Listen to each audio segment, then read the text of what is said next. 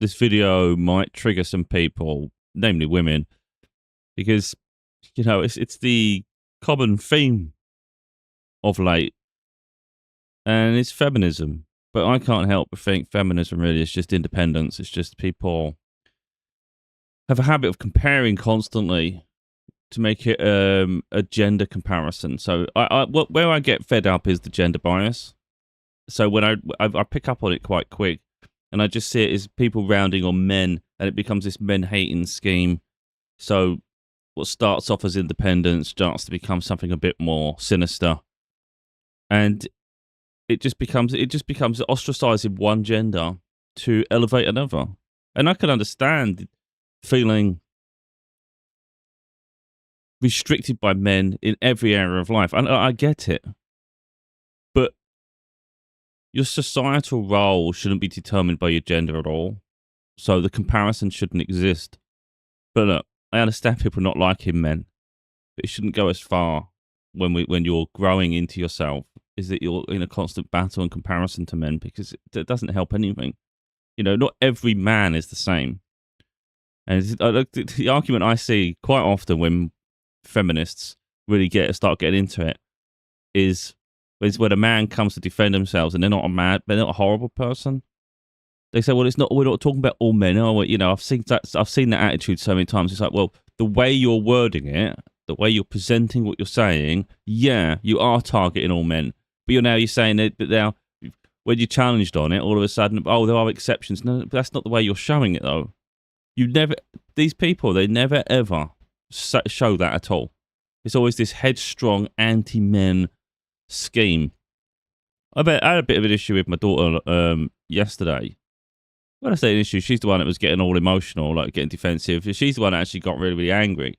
And I was just chill. I was relaxed, Okay, maybe I was antagonizing a little bit, but that's really just to show her how she's coming across. But it's not here nor there. But it was the first time that she's really, really shown a level of anger, like real deep frustration. And it's because she couldn't control my narrative. That's what it ultimately comes down to. She felt disrespected, though, so I understood that side. There's always ways we can handle things. But, I'm probably not going to come across well in this video, but it was just what the whole premise really of the video is, that what I said to her at the very end was the fact that, is it feminism or is it just independence? Because after all the issues, later on, she was proud of herself, because I was explaining to her the things I've been through. Like, I've been through a lot in life, but I explained to her that she's been through so much too, and she's had a childhood that I never had quite as tough as her. And I was explaining to her that, there was periods where I was genuinely worried, because she's now 16, so she's finishing high school, she's now got a prom, all these different things. And it's almost like she hadn't took the time to reflect about her growth and how far she's come, And she was really, really proud of herself. I'm pretty sure this was later, after the issues. I can't remember in what way the conversations went now. But yeah, it was really nice. And no, that was later, I think. Oh, I can't remember. But anyway, she started thinking about the things she's accomplished, she's come through, and the fact that she's managed to put some IKEA furniture together for her first time. There was only one thing, but she was proud of that. And I said, you should be proud. Yeah, you're doing things yourself. And she was talking in a feminist way. I can't remember exactly how it transpired, but I picked up on it quick because I'm quite sharp with that. When I start to recognise that the comparison is always to, I don't need a man for this. This isn't a man. It's like, well, that's where we start getting crazy, because we don't need to compare. And really, that's impressionable. And I see what she reposts on social media, and there is feminist stuff where it's absolutely 100% feminism.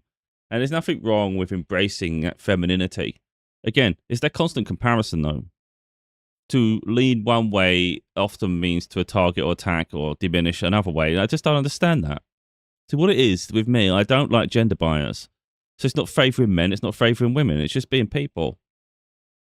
And people that are on their high horse, they don't like it at all, because it doesn't fit with their narrative. So for every instance where there is a gender bias, there's always a reason to explain it without that bias. So immediately when she's talking, she's saying all the things she's accomplished, things she can do on her own. I said, is that feminism though? Or is that independence? Is that you doing your own thing? It doesn't always have to be comparable to another gender. You're doing these things and you're becoming independent. It's beautiful. Because you're resilient on your own. That's what it is. It doesn't matter if you're a male, if you're a female. It doesn't matter what your gender is. It's independence.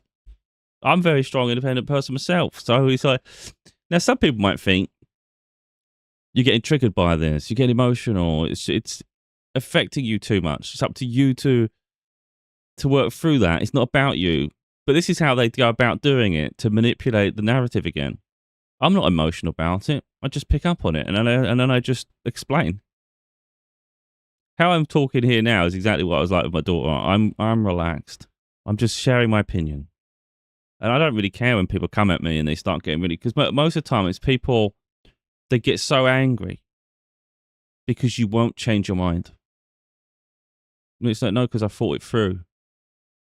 And I'm relaxed. Like, you can have your opinion, I can have mine, and I'm fair with that. But it's like other people, they're not happy until they control you. Doesn't matter who is on the other side. I'm not here to be controlled. I'll listen to the narrative, and if it sways me in some way, then I'll explain it has. If it doesn't, then it won't. It's simple as that. Look, I'm going to just share little bits here, and it's just... People can have their own opinion one way or another, but again, one way to think about it all is this feminism again, or is it independence? And for me, it's always independence. My daughter said to me about getting, like, one day she wants to get, when she gets married. See, this is what we had the conversation with. This is where it started, like, part of it started going downhill fast, and she got really angry. And look, I can understand where the anger was coming from, but I don't like it when females, women, go on tangents dictating the life of those around them. I don't like it at all. It's not about dictating, it's working in collaboration. For instance, she said if she gets married one day, she doesn't want kids at the wedding. So there's too many that you're out of control. There's some that are really nice, but some that are really out of control. And I weren't impressed with that because I felt that was ostracizing people, you know. On my opinion was that was selfish. And I just said that's quite a selfish act, you know. People have kids. What you're going to say they can't attend if they've got no one to look after their kids or they don't want to leave their kids behind. And she said, well, then they can't come. And I was like, well, I think that's selfish. She really got defensive about it and got really, really worked up with it. And the other one was I said about because the way she was coming across, it was very much like me. And I said, well, if you're getting married to someone, though, you have to take into consideration the other person's wishes and maybe their families too, you know. So it's a union. So it's not about this and that. It shouldn't even matter if the kid's there or not. Like, you should be focused solely on the part of who you get married to, and be just that your eyes are just completely on them. That's who you're doing it for, to be together, you know. And she said she wouldn't be able to concentrate if the kids screaming. I was like, well, that's really a problem then, isn't it? Because I don't understand that can derail you from what's happening. What you're there for. But again, I'm relaxed. She's getting really worked up, like really. I think I'll just get under her skin, and I'm not trying to. I'm just telling my opinion. The other thing was baby names, just because I got to that. Because I knew it. I said, oh, well, if you're thinking like that, then you'll probably have baby names. Like, if you ever have a baby, you've already got baby names picked out. Because I see women do this a lot. And she goes, yeah. And these are what the names would be. And I was like, well, that's not how it works, though. You know, it's too much of this where women cancel men out. Their views don't matter, and they're just there. They don't deserve anything. And I said that to her. I said it's just ridiculous. I said it's a union. You work together. It's compromise. And I made it clear to her. Like, I love her name now. I couldn't think of her as anything else. But I said to her, I said, me and your mum, we had different names in store for you. She wanted one name. I wanted something else. So we couldn't use those names. That was the compromise. We could only, if we can agree on a name, that's the name we'll use. So your name is what it is because we couldn't agree on the other names. So we had to compromise. I mean, that's really because I'm so headstrong. I'm just not going to let it go because it's the right thing to do. Now, there's a lot of feminists that would say, who cares? It's not up to the man to decide. I'll decide. And then, look, you can make a massive argument about why do women have to take men's name. Yeah, I can agree to that personally. Yeah. Why do they take the name? Because I find it's this, like my daughter has a different name to me because I gave her her bum's name. And you could say, oh, you gave, this is where people get on their high horse. Oh, you, well, against the status quo, yeah. I gave her her mum's name. It was my decision. Her mum was going to give her my name because it's tradition. Now, again, I understand breaking with tradition because I broke the tradition. And it's not like, oh, all of a sudden my opinion has more weight than a woman. It's not, get off the high horse, recognize it is against tradition. And I gave her her mum's name primarily because she already had a sister who had a different name to her mum's. So, and that relationship broke down. And I just thought, you can't guarantee anything in life. And the last thing I want is that, like, let's say I'm not there because a relationship broke down and they all have different names. That just for me is weird. And I just, so yeah, with that in mind, I just think it makes more sense for a woman, a child to have a woman's name, because if a relationship does break down, at least there's like continuity around the names. That makes sense, doesn't it? Makes sense to me. That's why I did it. So yeah, I agree with it. But the fact that I'm saying that it was my decision will trigger the shit out of feminist people, won't it? But ultimately, it was my decision because her mum was happy enough to give her my name. But I'm the one that went against tradition. So it was my decision, wasn't it? So we can sit around and go, oh, it's not your decision. It was my decision, though. It does, again, I don't mind triggering people. If you got to be triggered to see reality, then you got to be triggered to see reality. I'm not saying it's right that it was my decision. You know, but again, we could go fight feminism all day long. That's one area where, yeah, there could be an argument. If we're going to talk like feminism, we talk about structure, hierarchy, yeah. But that's fighting against tradition, and I can understand that. There's areas of life where tradition needs to be fought against. But, again, this comes down to, again, a hierarchy structure that you could break from tradition, but it doesn't mean replacing one rule for another. It could be that it's up to the people in a relationship what names they want to use. It doesn't always have to be the male view or the female view. It could be, whatever one they choose together. So I don't know if there needs to be structure. But then when you talk about historically, maybe it's easier to follow bloodlines if there is that continuity with the male gene. I don't really understand how that works personally, but to each their own. But yeah, getting back to my daughter and all this stuff, she was getting really, really defensive. I see feminism personally. I know it's going to seem extreme. I see feminism like a cancer. That's how I see it, and it's something that I just feel it gets into people. It becomes so toxic. It just gets into that. It's all in their blood or something. It's just like it takes over. It starts off with this independence, this feeling of I want to be me, and then it becomes something bigger than them, and then they feel they have to do it for all women, and then it becomes this anti-men campaign, and that's just where I think it gets dark and sinister, and it's almost cultist, and I don't like it at all, because I don't see why we have to ostracize one gender to be successful as one, I just think be yourself.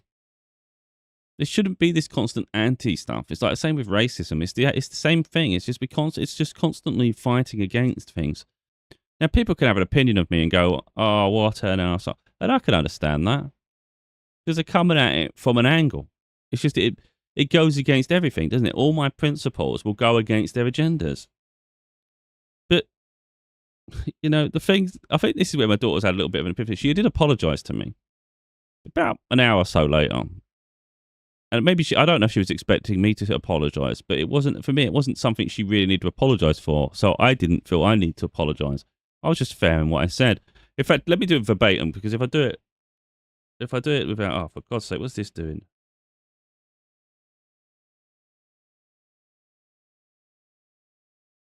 Oh, for God's sake. Wait a minute.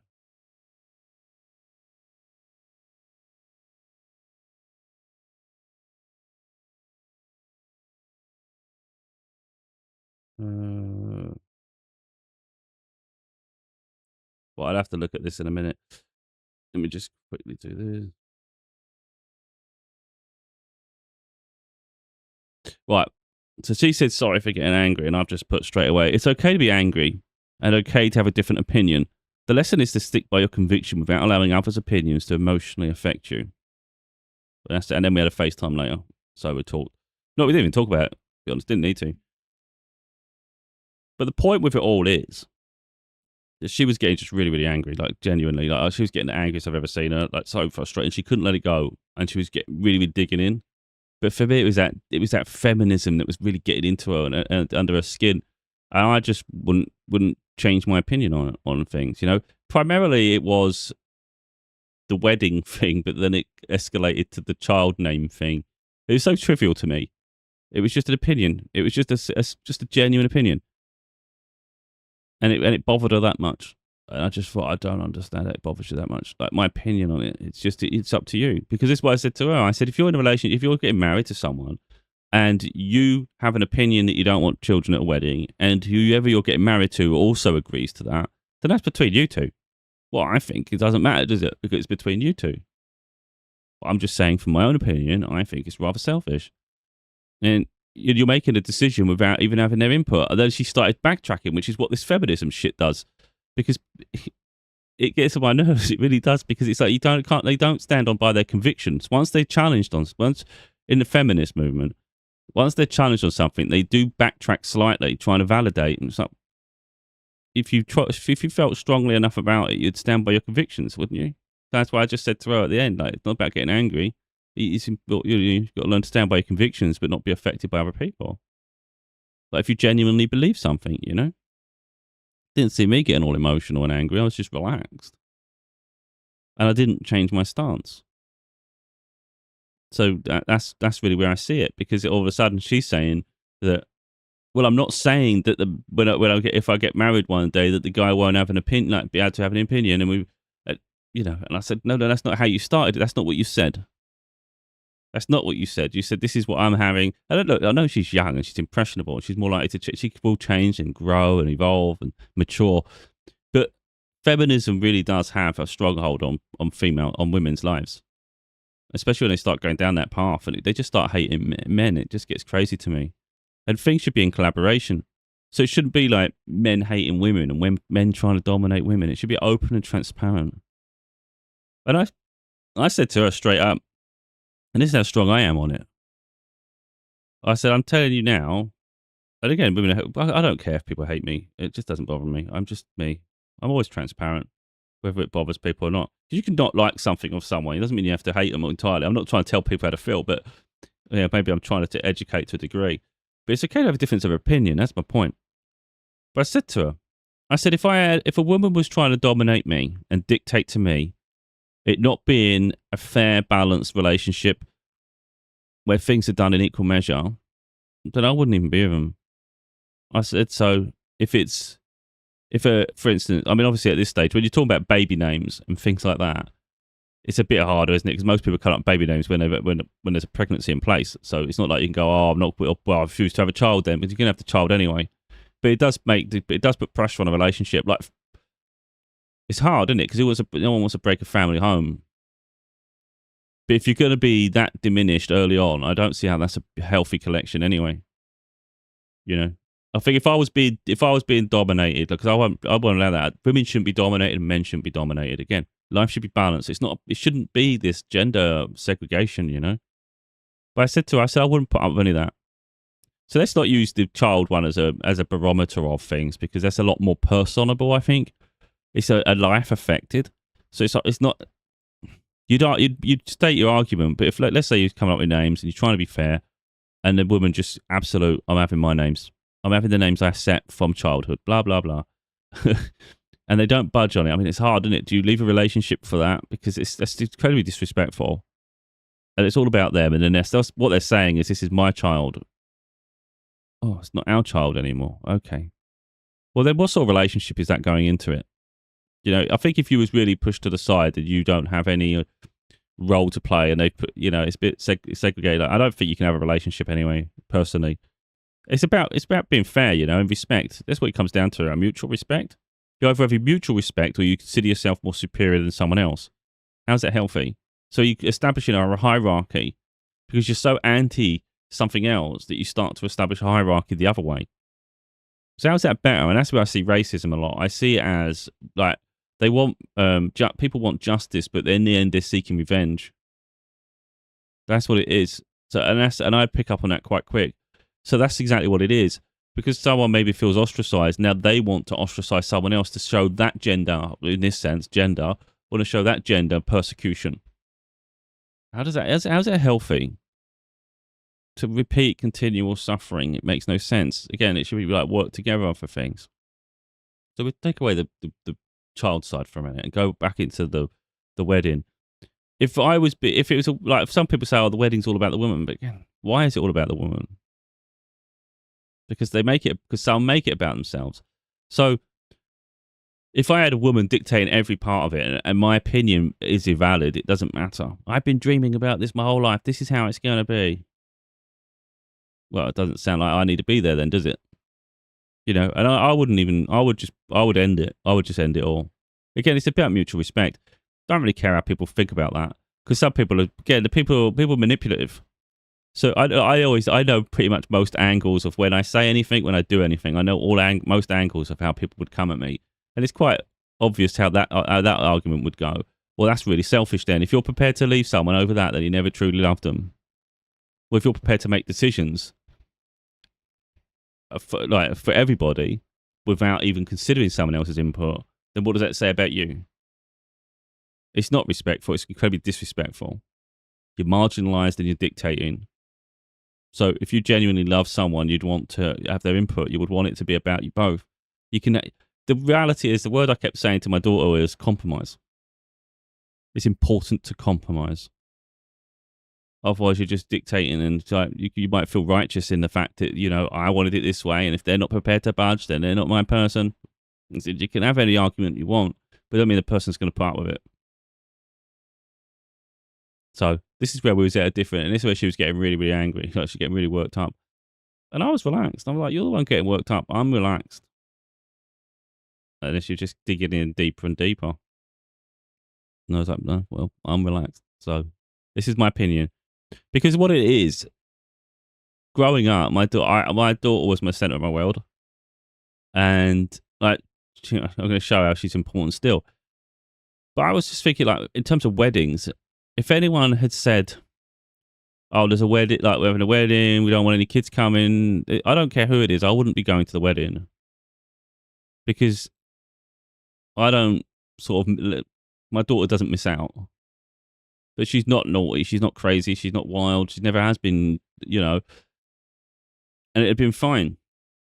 So straight away when someone says something to me, I put myself in the situation. So when she says, I don't want any kids coming, it's like, well, if I was there with you when you was little, if I was being offered the opportunity and they say no kids, then I'm not coming. Because I'm not abandoning my child. I'm not trying to find someone to look after them while I go and attend some pompous situation where they think, you know, segregation and all this shit. And there's a video of me and my daughter when we was at my sister's wedding, one of my sister's weddings. And I got her in my arms. I think she's about 6 or something. And yeah, she's about 6. And I think 5 or 6. But anyway, and I'm twirling around with her, and she absolutely loves that video. And I'm like, well, that's because you was at a wedding. We have that video. She says, I don't care. I'm not. It's up. That's your opinion. I'm just saying. I think it's rather selfish. But it bothered her that I felt that way. That's what it was. It bothered her that I felt that way because she felt so righteous. And I said to her, like, it's up to you what you think, though. But in that situation, doesn't matter whose wedding it is, I would never have gone. Because I would have seen that, like, okay, if she's not welcome, I'm not welcome. And it's as simple as that. Now, people can have their own opinion on things. That's how I feel. If she's not welcome, then I'm not welcome. We're packaged. So I find it strange now, as she's growing up, that now she's growing an opinion that children are a nuisance. Now, I get it, because a lot of parents don't control their children and things, but, it should, again, people are going to see weddings in their own way, aren't they? For me, it's a celebration of a union. It's a celebration of a connection. And it's supposed to, I think some people are up their arses. That's what I think. I think some people see it as like a princess moment where all eyes are on me. It becomes a bit self-obsessed. And that's how it's like, so they've got like a rod up their arse and they think, but people are not impressed with that though. Like, you might think it's all about you. People are about to this is the thing. I think this is where people get caught up in their own delusion of fantasy, and they twist it into reality, where they think all eyes are on me. I am making myself beautiful. This is my day. Blah, blah, blah, blah, blah. It's only your day because people are making it your day. Disrespect people and they will not attend. So you will not be the center of attention. You'll be having a pity party where people didn't attend. If you show compassion, humility, people are more likely to be invested in you. So just because you have a wedding and you put invites out doesn't mean people have to accept it. And they don't even have to give a genuine, a reason. They can just say yes or no. And you can get bent out of shape if they say no, but it's tough shit. So this is where I just think people get up their own asses. They think it's all about me, because people are allowing it to be about you. Someone else could be in their life going, well, I'm not paying for this suit. Or someone else say, I'm not paying for this dress. And all the travel we got to do, and probably have to stay in a hotel, and it's like all this cost. I don't have the money for this, so I can't really afford it. I don't want to pay all that money. Some people are crazy. They have weddings abroad and tell people, oh, you have to come to freaking God knows where, and it's going to cost. You have to sort your flights out and do all that. That's where we're having a wedding. If someone did that shit with me, I wouldn't be going anywhere. Not if you're going to make it's pompous. If you can't be freaking down to earth and have a normal situation and not make people's lives completely crash for you to have a moment, which is self-indulgent and it's ridiculous, then don't expect everybody to be there. And they'll say, of course, people will rationalize it by saying, well, if you don't want to be there, don't be there. It's like, I don't care. Well, if you don't care, then no one should go. Again, it becomes a delusional fantasy, and I just think it's crazy. Because the idea, a lot of people, in all reality, is if people are really close to them, then yeah, they're going to look and go, oh, it's so nice to see them happy. People further from the situation don't really care. It's an event. It's a day out. And the average person sitting around the tables, when I talk about the average, if there's a lot of people, the average person isn't invested. The average person doesn't really care. They were just invited. They've attended. They want a good time. Think, oh, it's a wedding. The person at the front thinks it's all about it because obviously the day is about them. But the average person isn't thinking like that.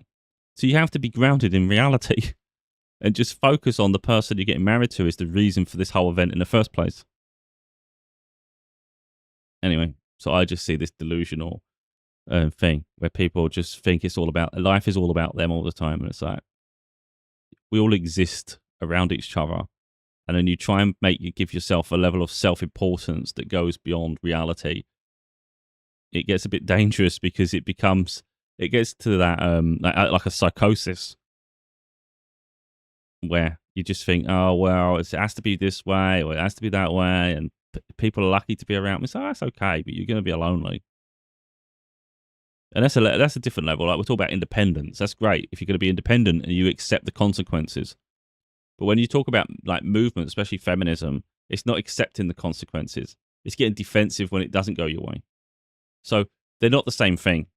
People might immediately, on the first suggestion of is it feminism or is it independence, immediately might think, oh, they're the same thing. No, they're not. One's a cultish following that borders on psychosis, and the other one is self-love, self-growth, isn't it? It's an investment in yourself, right? It's not a specific gender, and it's not leaning on that gender. It's being you and embracing that. So it's not a competition. It's just self-elevation. I mean, you could also say self-preservation, really, but it's just coming back to you. That's what it is. So it doesn't matter what gender you are. It's growth. Feminism is a very specific gender that ostracizes another to really, really suggest their self-importance. But you shouldn't need that comparison to feel strong about yourself. That's where the problem is. That is where the problem is. It's a mirror. Independence is just being you. You're just you. This is me. And you're floating through the world. Like, I am me. This is how I am. And the more you develop that, the more strong and resilient you become in yourself. And you can just gravitate around the world. Like, just getting on with people. In society, it's not this constant comparison. You're just you. With the feminism, you've got to have a mirror. So this is the man now, and this is the female, and they're constant comparing to the man. Constant trying to belittle them to try and feel strong. It's all this shit. There's always this thing, and it's always the center of their focal point. Because they're not strong on their own convictions. Someone strong on their own convictions doesn't need the mirror. You don't need it. You just get on. So I just don't see the benefit of constant comparisons. Yeah, no, I know. As soon as you talk about feminism, you ostracize yourself from the average woman, and it's fine. Like most of my audience, especially when I was on like TikTok, it was a surprise to me because some of the things I'd talk about, you'd think would. Well, I'm trying to think of the right word here. I'm lost train of thought. Offend. You'd think some of the things I talk about would actually offend the average woman. And not, I mean, and I don't do it to mean offense. It's just to open your mind and just show certain areas of society. And it's just feminism is specifically women, isn't it? Because the whole point of it. So in this incident, it does target them individually, I guess, but not in trying to do an evil intention, of course. It's more just to open the perspective of it because it's a closed society in some way, isn't it? You can only be a woman to have an opinion on feminism. Otherwise, you're just a typical guy who's trying to target and all this shit. It's like, well, then the guy can't ever have an opinion. So how does that benefit anyone? And again, this is not a good, healthy area of society to me. Very, very manipulative. Like I say, I've had on my other social media accounts, I was surprised that predominantly, like a heavy amount, was women that were actually following. So I always thought women would hate me. To be honest, on social media, I always thought women would hate me. So it surprises me when they don't. I'm just like, oh well, that's crazy. I'm surprised. Only because I think people see things a certain way, and I don't fit the mold, and then it's easy for them to think that I am trying to be cruel, and it's like I wasn't intentional at all. But I always think that's how it comes across because you can only present in to a degree a certain way, you know, without crossing over and seeming something else. So anyway, you can only control the narrative. What point is you can only control the narrative to such an extent. Now, people might think, oh, he's an asshole. It's like, maybe. But let me explain this. See, it's the 25th of June today. I'm not posting this video till tomorrow. So it'll be posted on the 26th, potentially, or probably 27th. But I'll be recording on the 25th. And just like for security reasons, really, it just makes sense. I'm driving to Manchester today. Freaking hell! So, hey, this is my idea of a nightmare today. To my daughter, it's the best day of her life. She's got a prom to go to. She doesn't have anyone at home that drives. I had the same problem a month ago when I took her to a safari. She messaged me out of the blue. I want to go to a safari. No one takes me. I'm like, you know, I've spoken about it before. Like, it would irritate the shit out of me because I don't like. It's just this is just personalities. I don't like things thrown at me at the last moment. It actually irritates the shit out of me. There's no planning involved. There's no budgeting. It's just an absolute nightmare, and I have to be prepared. And it's like this is just outrageous. I've not even planned for this at all. It's a long trip for me. It's like a 3-hour drive just to get to her. It was another hour nearly to get to the safari. Then you have to do it all in reverse again. I was like, bloody hell. For you to go to a safari and that's just less than an hour away from your home, it's going to take me over 4 hours to get there by the time I pick her up and take her there. And then I've got to take her an hour back, and then I've got to do my trip back. Now, overall, over 8 hours of driving for me, for her to go an hour away from home, it's just crazy. I did it, and I stayed at a hotel overnight, but I didn't need the hotel in the end. It was just a precaution, just in case I could. It was a tough drive. In the end, I could have done it, but I'd already booked it, so I had the hotel. But that's what I do for her. So you could say, people can go down a manhunting scheme and go, all men are evil, they're terrible. It's like, well, some of us are actually quite selfless where we can be, and we actually we do our best, but it doesn't fit the narrative, does it? So today, on the 25th, my daughter has a prom. So this is how it is. I've booked a hotel for the night because it's going to be a nightmare. So I've got to drive over 3 hours to get to her. She always had it a certain way planned, so I'm honouring what she wanted. So she wanted to have McDonald's. She was going to go with a friend, but a friend's a male friend. He's just a friend. They're like best friends. And now he's started a relationship, so he's going to go to the prom with this girl now. So what they were doing, they had agreed that they would go to McDonald's before they go to the prom or something, or after the prom, but now there's a party after the prom. So anyway, so I said to her, like, as I pick you up, we can go to McDonald's if you want. That way you definitely had something to eat, and then I can take you to prom. And she was like, yeah. She really wants to do that. So anyway, so the plan is for me, I've got to drive up, book into my hotel, I'm not excited at all. You know, because this is a lot of driving. This is a lot of hassle for me. So it's over 3 hours of driving. Then I go and book into the hotel, and then a couple of hours after that, I then pick her up. We have McDonald's. Then I drive all the way to the prom. The prom isn't local. You have to drive a little bit for that. So I've got to drive to the prom, drop her off, and then go all the way back to the hotel, which is further than, from my understanding, is further than our house. So that's a lot of yo-yo in here. I'll go back to the hotel, and then a few hours later, drive all the way back to pick her up from the prom. Then take her to her house, which is past this other location, by the way. So take her to her house so she can get changed, because she wants to wear different clothes. We did talk about getting changed in a friend's bathroom or something, and then just bring the clothes out to me. It might be quicker, but if you're not comfortable, and she'd have a problem with her dress or something. I said, don't worry about it. I'll just take you home, and then you can swap it around and do whatever. So anyway, so we got to go from the prom to her house. Then from her house, I'm still going to be waiting around, of course. Then it'd be and then take her to her friend's house for a party, and that party's for about 2 hours. So I'll go back to my hotel, and then late at night I've got to go back. Like late at night, I've got to go back out, pick her up, take her home, and then go back to my hotel. So for her, this is great. I'm getting McDonald's. She's getting McDonald's. She's going to a prom and she's having a party. She's going to a friend's after party thing. She doesn't drink alcohol. She doesn't like alcohol. She never touched it. She refused to, point blank. So I don't have to worry in that sense when they're doing anything. She's not into any of that shit. But she just likes to be around her friends, you know. But from her point of view, this is great. From my point of view, it's exhausting. You know, expensive and exhausting. But that's what I do for her. So my day, I'm saying this is my idea of a nightmare. This is a day from hell. Like when I think about like the worst day, this is one of the worst days for me. It's an absolute nightmare. For her, this is one of her best days. You know, but this is what I do for her. So people can have an opinion and go, man hating and blah blah blah. But it's got nothing to do with gender. It's just me being a parent. You know, she needs me, and I'm there when she needs me. And of course, part of it is protection as well. Like I want to make sure. So first of all, I want her to have a good experience, and I thought it'd be nice for her to have me take her to the prom rather than she have to go with one of her friends' parents. You know, all that stuff. You know, I'll come and do it. It's an experience for both of us. I'll do it. And of course, I want to make sure that she definitely gets to the prom. I want to make sure she definitely gets out of the prom. When she goes to her friend's house, I want to make sure she's arrived. And I want to make sure that she's safe coming home. So for me, predominantly, it's about safety. I want to make sure she's safe at all times.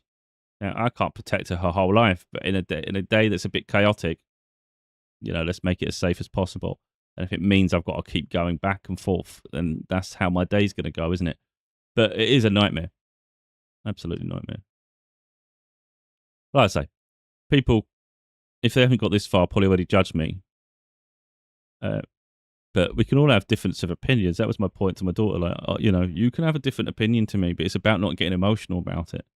You know, because fundamentally she was getting angry because she couldn't convince me to change my opinion. And it's like you're putting too much weight on my opinion. I haven't said it like that to her too much, but it's just that's ultimately what it is. You're putting too much weight on my opinion. It's almost like it's an insecurity, or it's not even. It's partly an insecurity, but then I think partly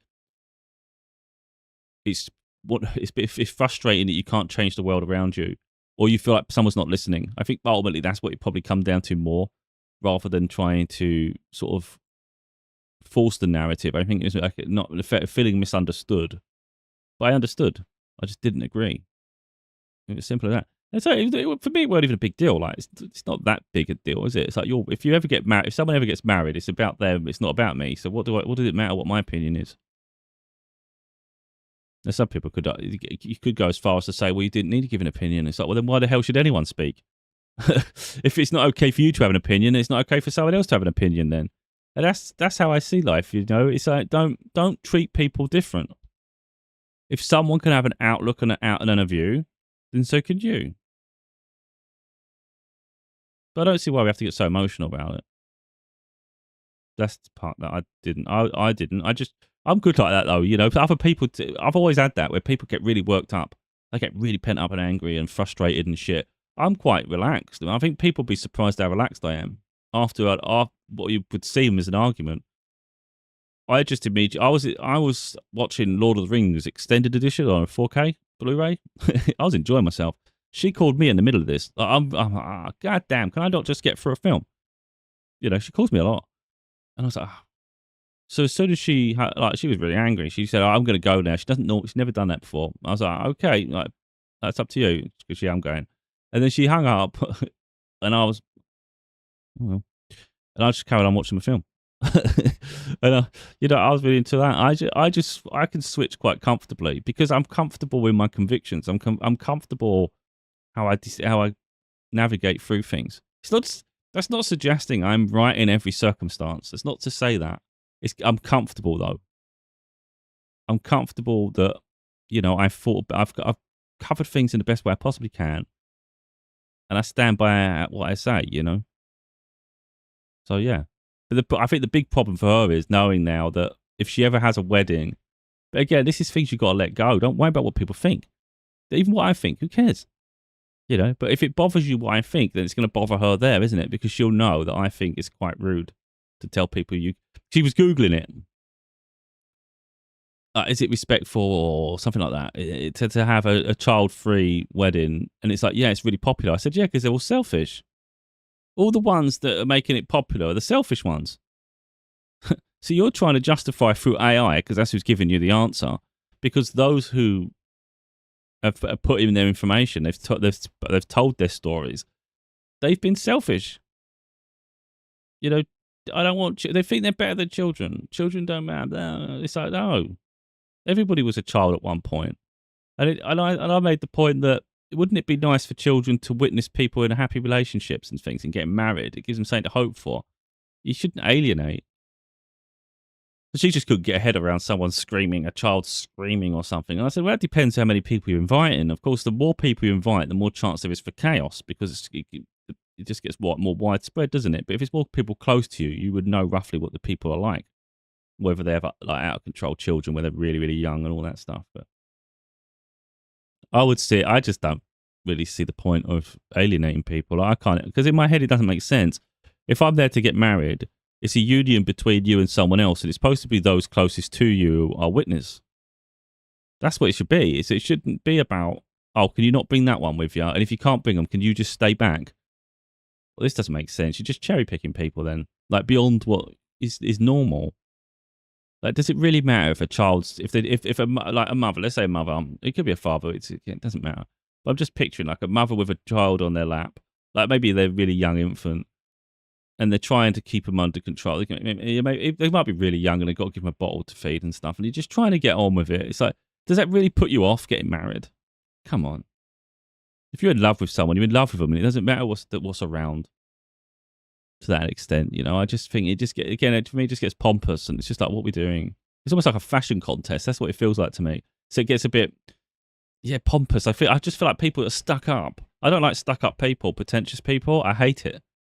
People that think they're better than someone else. That's what I don't like, which is why the feminist shit gets on my nerves, because that's what that's saying. It's saying that we've been ostracized. They make a movement, and it becomes so cultist, and now all of a sudden feminists are desperate to be superior to men. It's like that's not healthy. Why are we in competition? What is this perpetual competition? And then you get misogynistic guys, putting women down and calling them all sorts of derogatory names. I don't do that. I don't talk in a derogatory way about women. That wouldn't bring me any pleasure or anything, and it wouldn't even be something I believe in. So why would I talk like that? I've never done that. Like refer to women in a derogatory way in reference as a name. It doesn't. I wouldn't do it. So yeah. So I find it strange that some women can do it about men. I know there are men that do it about women, but it's just perpetuating a problem. It's just, you got to be bigger than that. And again, it's about being ourselves, regardless of the gender. Anyway, I just, I see a lot. I hear a lot. And it triggers me. Each to their own. What bothers me is the influence it has on the other people. That's what it is. I don't care if someone feels a certain way. That doesn't bother me. It's the influence it has on other people is what bothers me. Because it creates a cult. Like, imagine every woman on the planet was a feminist.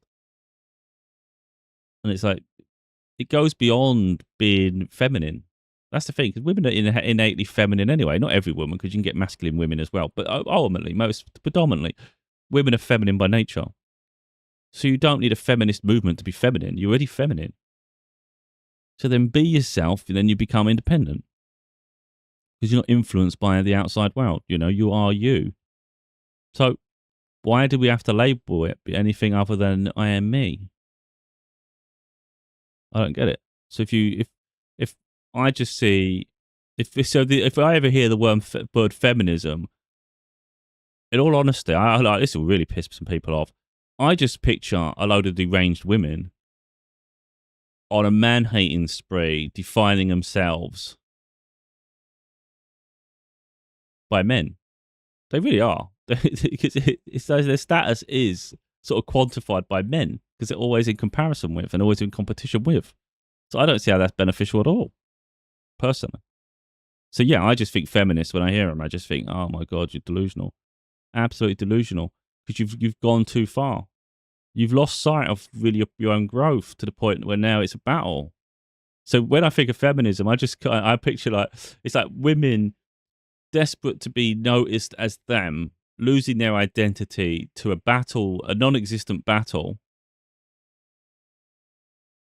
So it's like women warriors who want to be seen. I don't know how they want to be seen. I mean, not a lot of them are just a bit nuts, to be totally honest. Because again, it's like a psychosis. So it's just a fight. It's just a fight against men all the time. So I try to think of, let's say this is probably a completely weird way of looking at it, but I'm trying to think of, like, if you think about Vikings, I'm trying to picture like women. They got their swords, they got their shields and swords. Like all women just charging together. This is our movement. This is us together. But then everybody's unique, aren't they? So some women might decide they're going to run around naked because I'm feminist. I'm a feminist. I can do what I want. And other people will be, and then there'll be other feminists saying, they're covered up because they're saying I refuse to be objectified. Blah blah blah. So then they cover themselves up and they say this is not for anybody else but me. So I'm covering up. It's like they're all completely at odds with each other. I don't think anyone knows exactly what it is, But they're charging around together, being crazy to say, we are feminists. Ultimately, you just want to be yourself. So you don't need to be part of some sort of freaking tribal situation to identify as you. You're just you. In the same way, I'm just me. I don't go around some sort of like man elevating scheme. I don't even know what the equivalent of feminism is. I don't even know what you would call it. I mean, it ain't going to be masculine, is it? It's like feminism. Masculinism. I mean, I don't know. I mean, don't think guys do it because they're not. I suppose they never had need to. And I started off by saying I can understand how some women, they have a problem with men being objective, and I get all that, being objectified, being bothered in the street, all these different things. These are societal issues, and you don't have to join some feminist movement to make your point about that. That's a societal situation that needs to be eradicated.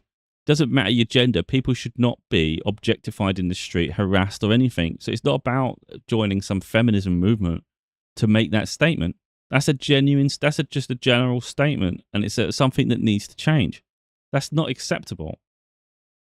People are not there to be objectified. People are not there for someone else's amusement,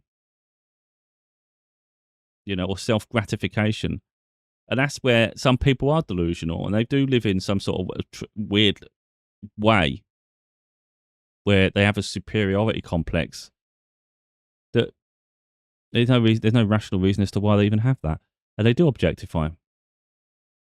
But that doesn't suggest that that's correct that they do, and that's something that does need to be eradicated in society. Like a woman, but anybody, I keep saying women, but everybody should feel safe walking down the street, and that's society as a whole. But when you have people constantly at odds with each other, it's not. I keep talking about this, like building a utopia, a place of happiness, like unity, and all these things. That's never going. You are never ever going to get unity and collaboration, and people just working together, and people just accepting each other as they are. If there's a constant battle between different things, whether it's racism, whether it's religions, whether it's gender, if there's any division in society, then we're never going to get unity. So that's why I just don't understand the feminist movement. If I think about it in 100 years, 200 years, 300, Talk about it in generations, time and time again. I don't understand how that's beneficial to anyone. It's independence. It's being yourself. That's the key. You know, it's just switching the roles around. Let's say men are prominent, and there is a lot of prominence within the male. I don't know what you'd call it, hierarchy. You know, yeah. I mean, you see a lot of state leaders are men, and you know, sometimes you think, yeah, it should. But there's some women. Neither are brilliant in themselves. If you're talking about a gender specific, not a personality, 'cause it should be personality, shouldn't it? It should be people. It's not about the gender, but you know, but when you do see a disparity, you can't help but like say there's a problem here. And yeah, overall there is definitely an imbalance, and I can agree to that. But it's about changing what people expect of a leader, not necessarily what they expect of a gender, what you expect of a leader. Because it fundamentally, even if you just started to reduce each person to a gender, which I think isn't really healthy too much really, because we're more than that. Not every like I said, not every female is feminine. There are masculine female. The same way you get a feminine male and a masculine male. It's just that people are different. You can't stereotype to such an extent. But if we was going to go down the stereotype path, and women were saying we would make better leaders than men, yeah, perhaps, but not all women. Not all women. So you could replace all male leaders with women leaders, but it doesn't necessarily mean they're going to be better. Women fundamentally, if you actually think of a woman in general, so we talk about the feminine side of women, and immediately you're thinking of all the positive traits, aren't you? You're thinking nurturing, so they have compassion, and all these different qualities, and you think, oh, that's good leadership. These are people that would listen, they would make the best decisions and the right decisions. That's a healthy, balanced female. What about an unbalanced female? Because you're coming from a place of it being like prominence. You want it to be you want the situation to be successful. You're thinking all the best qualities. In the same way you could say with men, you know, analytical, you know, and all this leadership qualities, all those things. But the reality is we get underwhelming men in leadership positions where they don't have the positive qualities we expect from a male. You get the worst qualities where they're obnoxious, there's arrogance, you know. But with women, there's if we go with, again, it's a weird generalization at this point.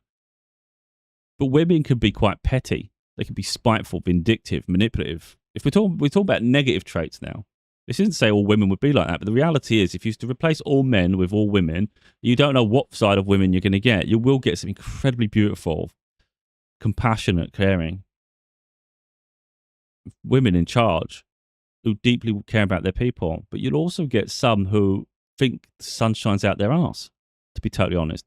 Women can be spiteful, they can be petty, vindictive, manipulative, they can lie out of their arse. You know, of course men can too. But I'm talking about like what I've seen in the worst case of women. And women, a lot of women say, oh yeah, if a woman was in charge, you know, women would work great together. How many women genuinely work great together? Yeah, I'm not, again, because if the feminist movement is going to target men, then I think it's only important. I think it's only right that they get to see another side of it as well, though. Is that not fair? Again, I'm not saying it. I tried saying it that women, everybody's an individual. We're not just part of a subspecies of people. You know, there are traits, of course, and it's a generalized trait because you see it en masse. But each person's an individual, so you don't necessarily fit the stereotype. If we're going to talk about stereotypes, women tend to have issues with other women. They want to be the center of attention. Not all women, again, but some want to be center of attention. They can get spiteful. It's a bit like if you see a wedding, a woman does not like to be anybody else to have the spotlight. They bitch and moan about each other all the time. They're always in perpetual competition. So it's spiteful. It's manipulative. You can't tell. So they might smile to your face. They might smile to someone else's face and then be betraying them in the background. You see a lot of women, if they know a man's married or something, they're desperate to get with a guy because it's desirable, and they've just got this weird spiteful nature to them where they just want to ruin something else for someone else.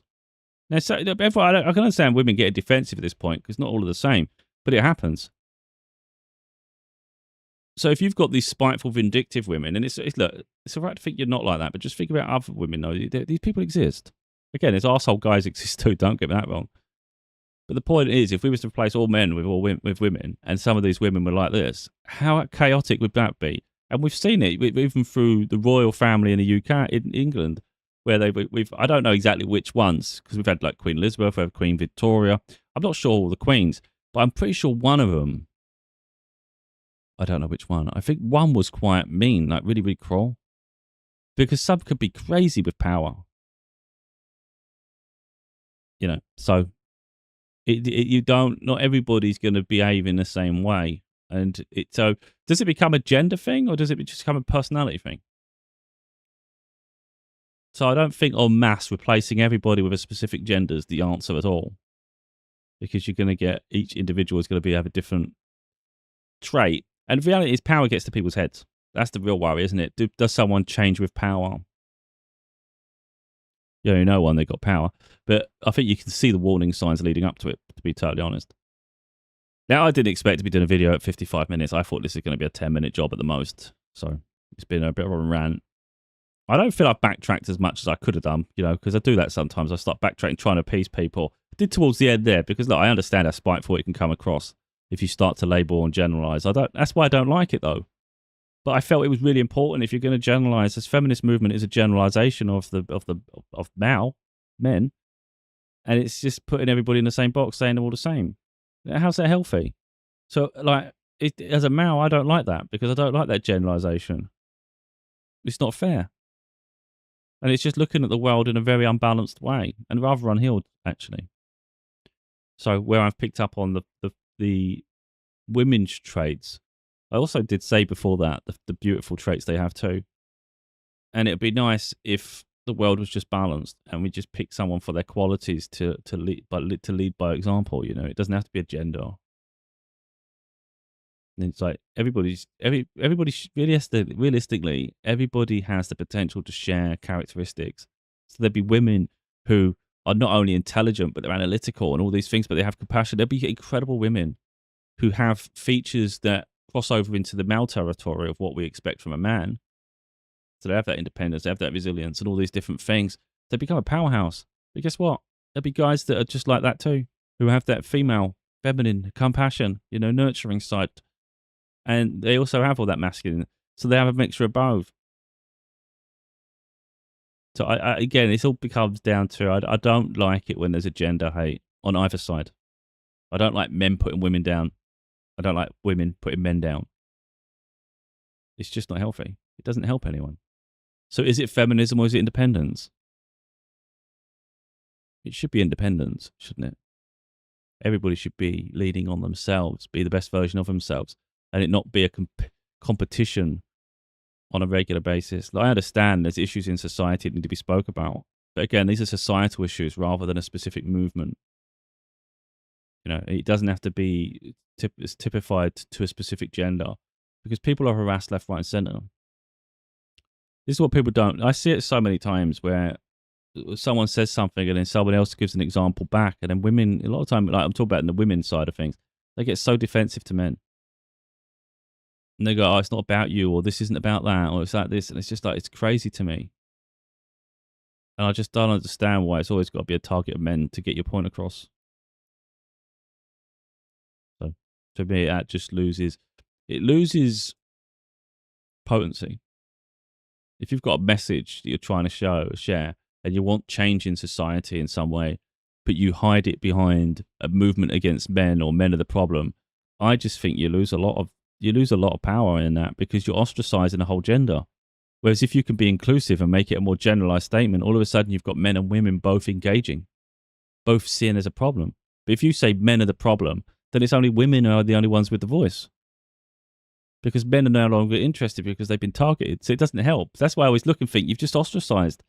I see it in the tarot community, for instance. There's a lot of tarot readers, and some will say this is for women only, or this is a women, or they just, so it's so gender specific. And I'm just like, you just lost the whole audience. Why'd you do that? Because you're so focused on a gender and targeting, and it's just, I just think it's stupid, because as soon as I hear that, I go, I'm not listening then, because obviously that doesn't include me. What was the point of that? But even beyond all that, of course, I see it in other sides of society. But I mean, for instance, you might You might think, oh, it's not the same for men. How do you know? Like, if let's say there's someone, let's say someone's gay and they're attracted to men. Do you not think then men are vulnerable walking down the street? You know, so it applies to everybody in any area of life, doesn't it? So the issues women have are the same issues that men would have. It's just maybe men are not vocal about it all the time. And I'm not saying that to diminish what women are going through. It's just understanding that it's a societal problem, not a gender specific problem, you know? Of course, some people it affects more, so it becomes more prominent to that gender, but you've got to get away from the bias. It's that victim mentality. That's where the problem comes, isn't it? The victim mentality then becomes spiteful, and spite ends up having to have a victim. And in this case, that you go from being a victim here to making others the victim. But you're not taking ownership of your own life and being in an independent way, and recognizing this is your environment. It's for you to change it on an independent level, you know, rather than it being a movement all the time. Look, I know how I'm going to come across, and I know people are going to go, "You're out of touch. You don't get it." Blah blah blah. Typical, man. So, whatever. If you can't listen, then I do. Don't see me getting all angry. I'm just this is what I'm like, you know. I'll do the content. I'll say what I think. It's not that I don't listen, because you can't expect to talk and never hear what someone else has got to say. I'll listen to what someone says, but you'll often find other people just get really angry or they antagonize. Now, maybe I've antagonized in this. I really don't know. It wasn't intention, but perhaps other times they were. I don't know. I can't remember. But overall, I'm relaxed. I just get fed up with the way people are impressionable on others, and I just think it gives the wrong message. Yeah, because people have a bias, they have an agenda, but it's not always helpful or beneficial to other people. It's very, very self-preserving. Like I said, for some people, there has to be a victim. There has to be a catalyst, I guess. And like I said with the feminist thing, I think there's a mirror. It's just using the men as a mirror, and it's just that men then get attacked. And it's, if that makes sense, why not just float around and figure life out a bit? And talk about things in a general way. You know, if you feel like you don't feel safe walking down the street, just say, I don't feel safe walking down the street. Why has it got to be every man is the problem? Why can't it just be, in general, I don't feel safe walking down the street? You know, and I keep getting harassed. You can even say, like, predominantly it's men that harass me. It's like, oh, yeah, okay, that don't sound good. When you say all men are the problem, it's like, now you're rationalizing and generalizing people. Now you're making even innocent people feel like they're part of the problem, and they have to. This is what I don't like. I hear it a lot about slavery, for instance. I know we're going over a completely different thing, and people want repatriation for things that happened in the past, long time ago, that has nothing to do with you or me. Like, for instance. So I don't understand how you could be reimbursed for that when it wasn't specific to you and it was generational thing. Like, you're not experiencing the same thing that happened in history. You got to let history go. I think keep regurgitating it and making other people freaking apologize and having to feel bad about it. I see it, people do it to this day, where they say, I'm so sorry. I'm so sorry for what happened. It's like, why are you sorry for what happened? It's got nothing to do with you. I can't apologize for something I haven't done. This doesn't mean I don't have compassion for the suffering that existed in the past. But people martyrs. You know, they'll make a freaking shitstorm out of anything. And it's just, they need to learn to grow up, you know? And that's how I feel. So if I was put on the spot and asked, like, if someone ever did that to me, would you apologize to someone for something that your ancestors did in the past, you know, just to show some compassion? And, you know, so it's, you know, you're taking some ownership of that. Would you apologize? No, fuck off. Why am I apologizing? It's got nothing to do with me. Grow up. And that's how I am. I'm very, very firm in what I think. You know, I don't back down at all, and I don't care the pressure I'm under, because that's just that's irrational. And that's the point. People are irrational because they want to be martyrs a lot of the time. It doesn't mean I don't understand the suffering on the other end of it, but there's ways to go about it, and you don't have to make victims of other people to get your point across. So someone that feels, again, I know we're going a completely different direction there, and it's just as delicate. It's okay to look through history, be upset about it, and feel really, really, really like you've got to bring justice somehow. Justice can be talking about it. Justice isn't making other people suffer for you to get your point across. You know, and it's not to make a martyr of yourself, though. You can talk about historical things and like raise awareness it doesn't happen in the future. But I think going as far as to expect someone else to apologize for something that has nothing to do with them, it makes no sense to me at all.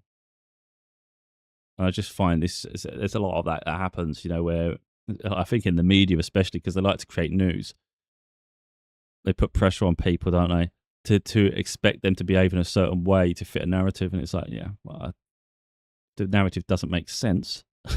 I'm not playing the game. So with me, you'll only ever get the truth. Like when I say truth, my truth, like what I think. And I talk about difficult issues. I don't mind. I don't really care how I come across because people have an opinion one way or another. And some look, might be that I'm misunderstanding things and maybe I'm misconstruing how I come across. I don't know. But people have a habit of labeling whatever they want to label anyway. So as soon as I had an opinion, I'm probably put in a certain box by some people. And it's just, they didn't even listen to it all the way through. And even if they did listen to it all the way through, maybe I'm still a horrible person. But whatever. Doesn't affect me in the slightest. Because, yeah, I've tried to come at it from the right way for the right reasons, But a lot of time with the feminist movement, a male can't have an opinion, can they? Your opinion is irrelevant. You wouldn't understand. Okay. There's no saving you. Oh, God bless you, and I wish you well in life. So I'm like, if I can't convince someone, or it's just it goes beyond, trying like just have a little bit of a moment like this, and you have to just extend it to keep going around in circles. It's like, I wish you well. Yeah, I do wish you well in life. I hope you heal. I know it can seem patronising and condescending in some way. In some ways, it is, isn't it? It is, but at the same time, there's truth to it too, though. I wish you well. I hope one day you do heal. I hope one day you see it for life for what it is, and your role within it, and the fact that you're spending so long fighting for a cause that doesn't exist to a degree, or it's just been invented, and you got lost along the way, and it took over you, and you couldn't just let go and just focus on investigating your own growth. Because the thing is, this is the way I always see it. You invest in your own growth, you grow, you heal. It's inspiring to people. So do you have to do a movement to celebrate who you are? Or can you just be who you are and allow that to speak for itself? And then by extension, you could talk about some of your life experiences, but you don't have to create an anti-movement. So, yeah, there's people, each to their own. Each to their own. Like I was saying, it becomes cultist. I don't want to keep going on because I can offend people. I know I can.